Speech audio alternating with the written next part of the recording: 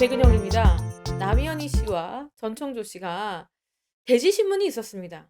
근데 이 대지신문이 누구와 대지신문이었냐? 지금 남현희 씨도 공범이라고 한 펜싱 아카데미 학부형이 고소를 한 상태입니다. 전문직, 의사라고 합니다, 남편이. 피해액이 한 11억 원 정도 된다는 그 전문직 부부가 두 사람을 공범이라고 고소한 상태에서 대지신문이 이루어진 거예요.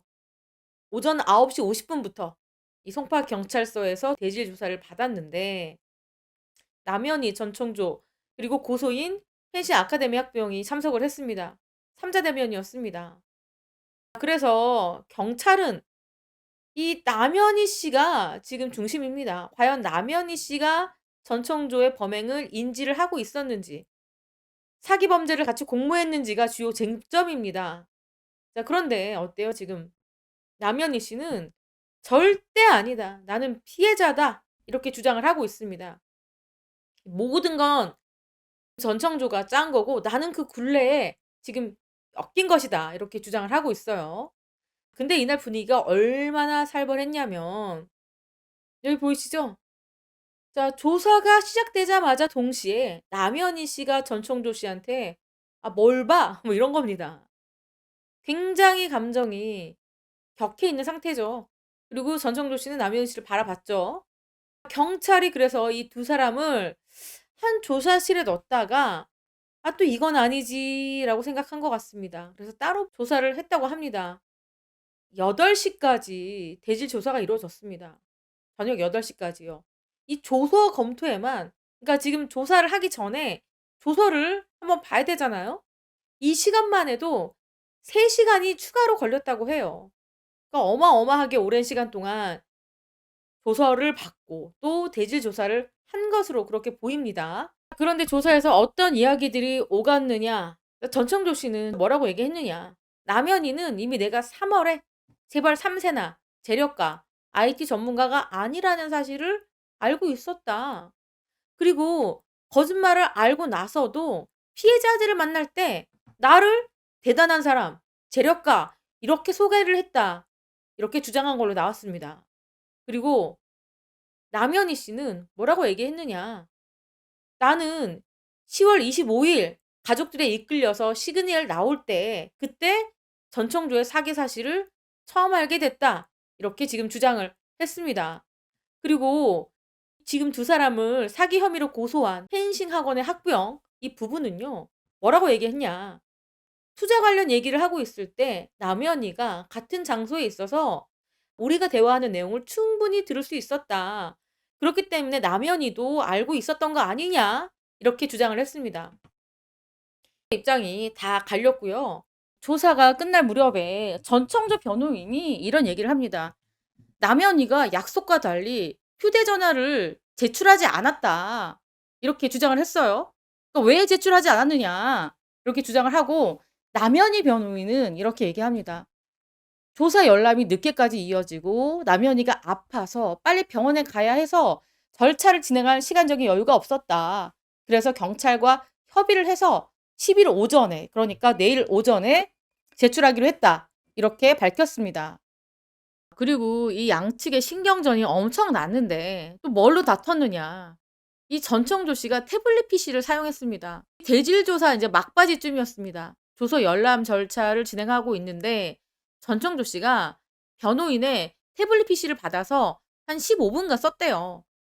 자, 그 모습을 보고 이 남현희 측에서 항의를 한 겁니다. 당장 사용을 멈춰라.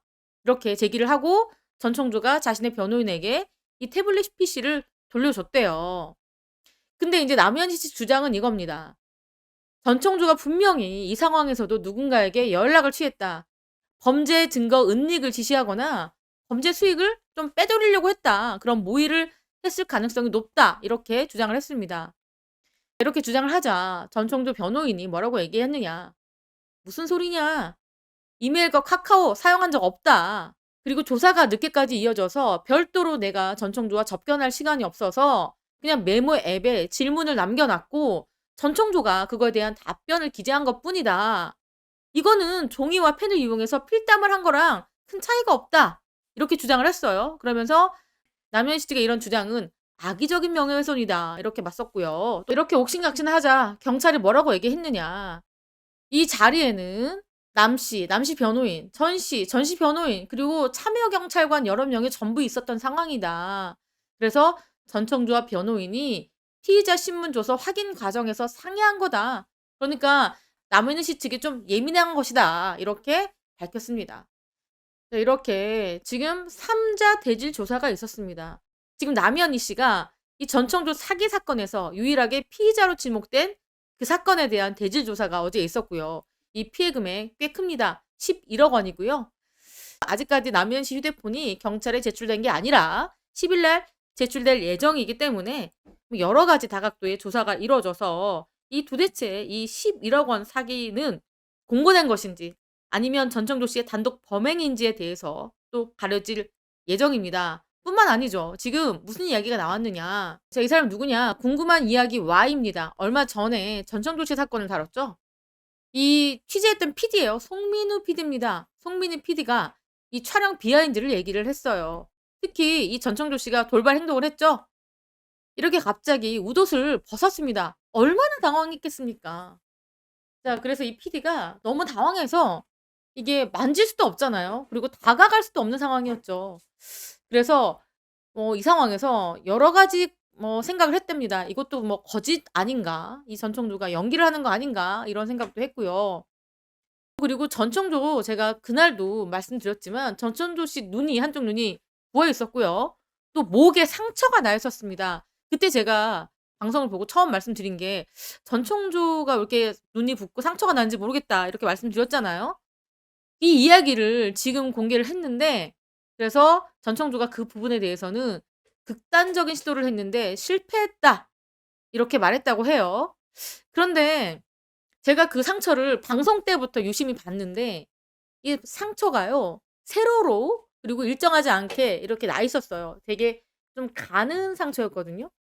제가 봤을 때는 어떤 손톱 자국처럼 보였어요. 세로로 몇 가닥 이렇게 불규칙적으로 났었고요. 그리고 눈도 좀 부어 있었습니다. 그런데 인제 이날 전청조 씨가 이날 이 집에는 남현희 씨뿐만 아니라 피해자들도 여러 명이 몰려갔던 상황이었습니다. 그렇기 때문에 이거는 어떻게 된 건지는 정확하게 알 수는 없지만 제가 보는 관점에서는 극단적인 선택을 할 만한 시도는 아니었던 걸로 보입니다. 상처로 보였습니다 저는. 그리고 뒷자리로 1로 시작하는 주민번호증을 보여줬는데 누가 보더라도 가짜 주민증이었다 이렇게 밝혔습니다. 자, 그리고 이 PD가 뭐라고 얘기했느냐. 전청조가 방송에 언제 나가냐. 당장 내일 나갈 수 있는 방법이 없느냐. 이런 것을 물어봤고 그리고 어떤 댓글에는 웃음을 참기 힘들었겠다라는 반응이 있었는데 솔직히 그 상황에서 웃음이 나올 상황은 아니잖아요. 그런 상황은 아니었고 그리고 전청조의 행동이 자기가 불리하면 갑자기 전화를 받는다거나 담배를 피고 화장실을 왔다 갔다 하거나 그런 행동을 했다. 그리고 화장실은 남자 화장실을 가더라. 인터뷰 자체에 진정성이 하나도 없었고 그냥 보여주기 식이었다. 간보러 나온 것 같다. 이런 이야기도 했습니다. 그리고 인터뷰하는 내내 이 얘기만 했다고 합니다. 내가 이 얘기를 하면 남현이가 다친다. 이 말을 거의 엄청 반복적으로 여기 보면 30분 동안 이 이야기만 했다고 이렇게 말을 했습니다.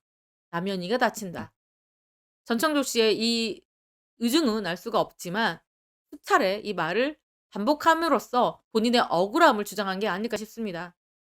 지금 전청조의 태도는 바뀐 상황입니다. 처음에는 혼자 단독 범행인 것처럼 얘기했지만 이제는 남현이도 알고 있었다. 내가 재벌 3세가 아니었던 거.